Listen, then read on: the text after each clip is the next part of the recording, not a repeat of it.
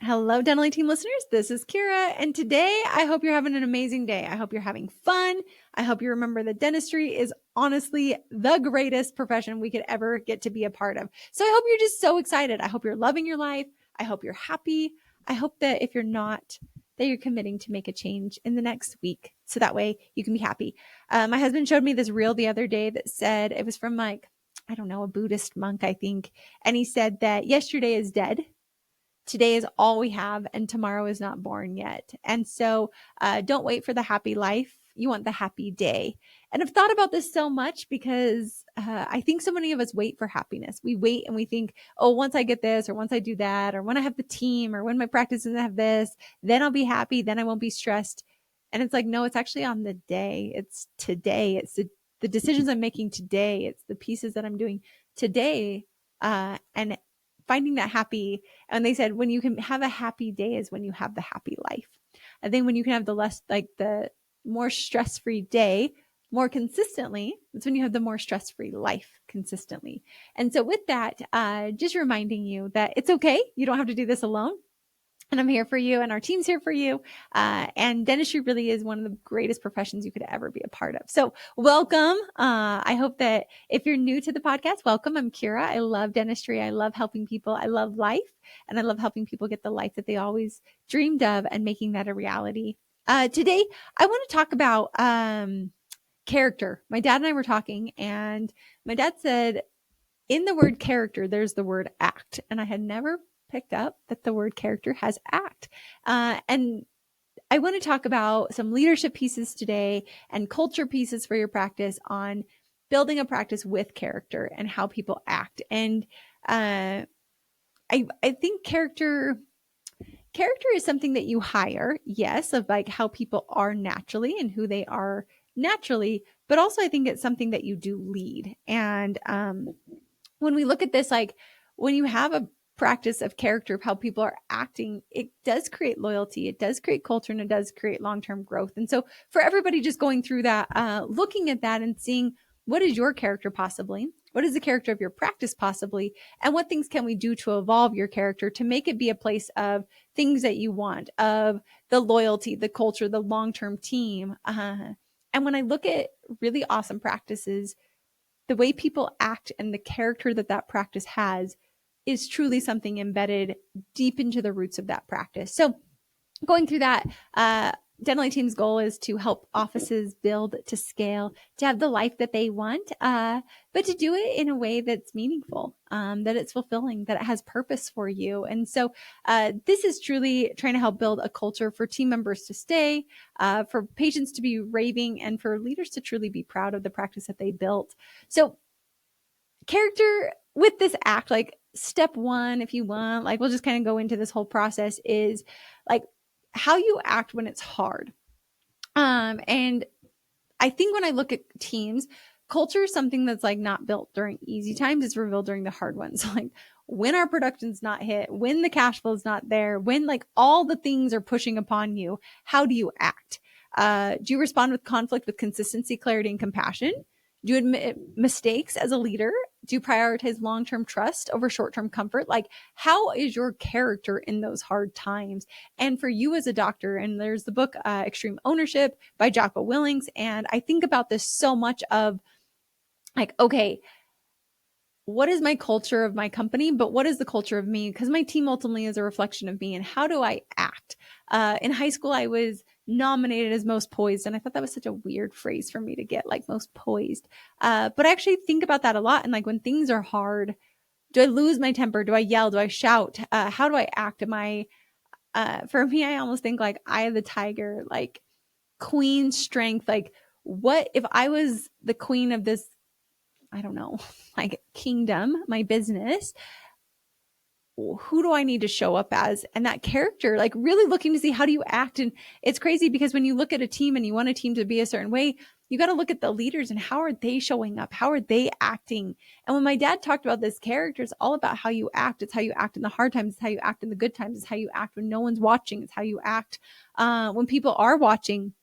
And what is your ultimate character in your practice? And so, when doctors start to have consistency, clarity, and compassion, when you say like kind is clear, when you're more clear, when you admit mistakes and you have humility, but in addition to that, you also are focusing on making sure that I don't just admit the mistake, but I find the solution to the mistake so it doesn't happen again.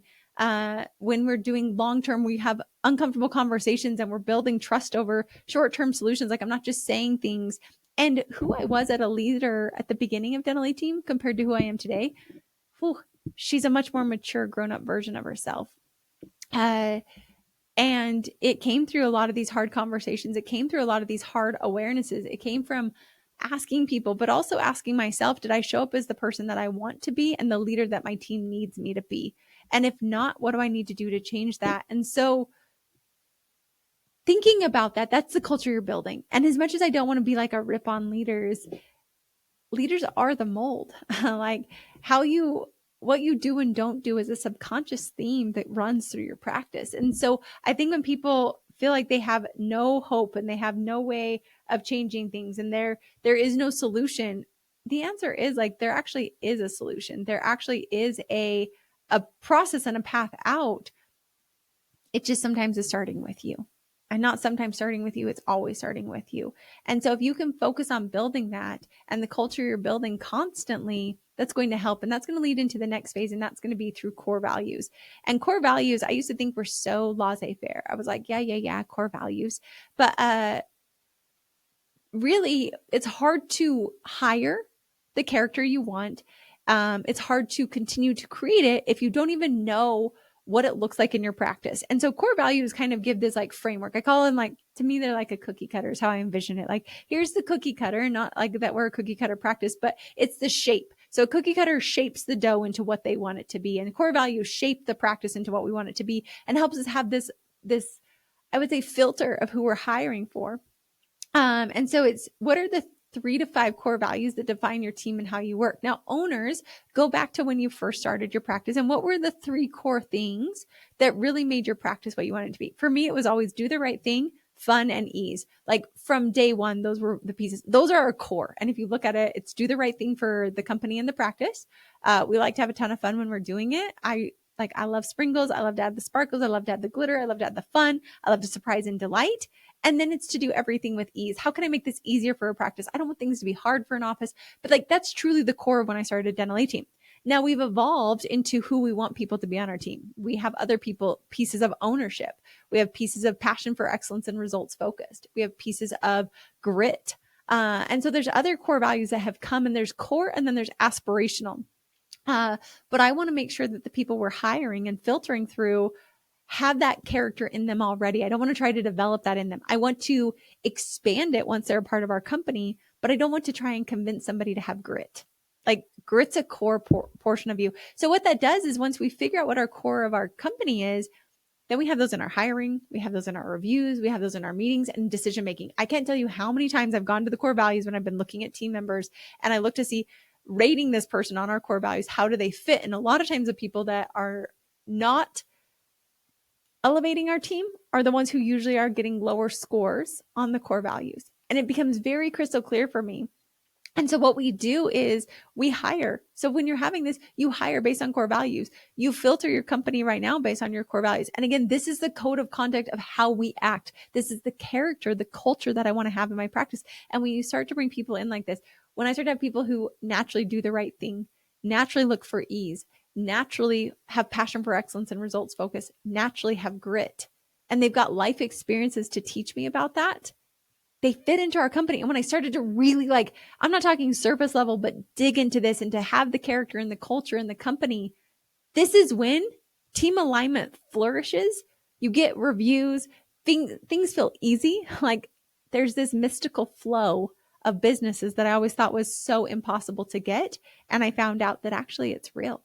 And so when you have it, you start to build this culture. And so what I say for you is write down your values. I do assess our core values get assessed every single quarter. We define them. We have them there. The team works on them every single Wednesday. We have core value shout out every single Wednesday in the company. We have them on their monthly one-on-ones. We have them in their reviews, and we review them every quarter to make sure these truly are the guiding core values of our company. I have changed them multiple times throughout ownership. because it's about the character and the culture of how we act.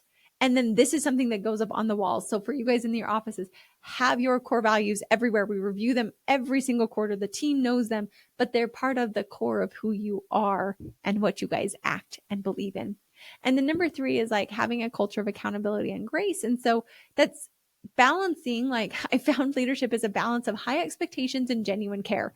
And I actually think Britt on our team does such a great job of this, of like, these are the expectations, these are the standards, this is our culture. But there's also like a care of you as a human and being fair to you and having that. So it's like, and Britt is so good at clear expectations and follow through consistently, where we don't just say, this is how we act and this is what we do. And then that's kind of like tossed in the back corner. And how we truly act, that's your true character. So it's one of those things like we don't want our core values and our company to be aspirational. We want it to be accurate. And so use feedback as a tool and not punishment. I used to be really, really bad at this. This is a zone that is like a huge growth for me of giving honest feedback. And I remember I had a team member tell me once, like, Kiera, you don't always have to tell me I'm doing a great job. If I'm not doing a great job, I want you to tell me and give me that feedback so I can get better. And so it's having a culture of how we act, if we give feedback and we have honest feedback. We don't shy away from those uncomfortable conversations, but we do them with grace and true, genuine care. And then I think about my husband in their hospital, and they have a culture where it's a no fault culture. And what they want is they want people to bring their mistakes to the table with the solutions. That way they can continually fix and improve the culture there and improve the protocols. And working in a hospital, I think that's so important because at the end of the day, we don't want patients to die. And so if people do make mistakes, which are going to happen, they're celebrating those. They're celebrating the wins, and they're just as often as we're correcting and fixing mistakes. But we're doing it in a way where that's our culture. So it's these high expectations with this genuine care. And when I found that leaders actually have these feedback loops, when they give them on their one-on-ones, when they tell them true feedback, or there's true ownership within an organization, your morale improves. The passive aggressive nature diminishes. People feel less eggshelly. There's a culture of trust. There's a culture of harmony. There's a culture of being around people that you enjoy being around because you're not scared of what are people saying about you. But when this doesn't happen, people walk on eggshells, and it's artificial harmony. And I think artificial harmony is one of the best ways to describe it. And so looking at your practice to see, do we have feedback? Do we have artificial harmony? And don't lie to yourself. Don't make it worse than it is, and don't make it better than it is, but make it realistic up to what it is. Because this is something where if we don't have feedback and we're not having one-on-ones and we're not able to have like open to where I'm giving feedback on a consistent basis rather than just when you're in trouble or when you've done something wrong, I'm doing it when you're doing something right, I'm doing it when we're doing something wrong.